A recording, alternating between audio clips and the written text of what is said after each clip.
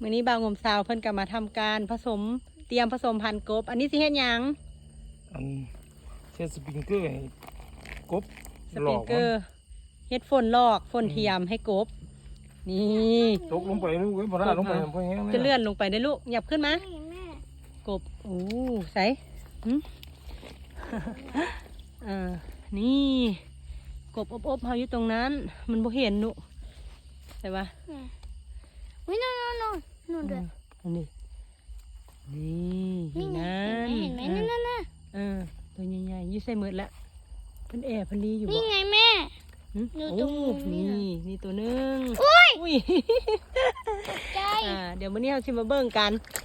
ว่าเพิ่นสิผสมพันธุ์กันบ่มื้ออื่นเนาะมื้ออื่นเช้ามาก็สิเห็นแล้วแหละถ้าเพิ่นผสมพันธุ์กัน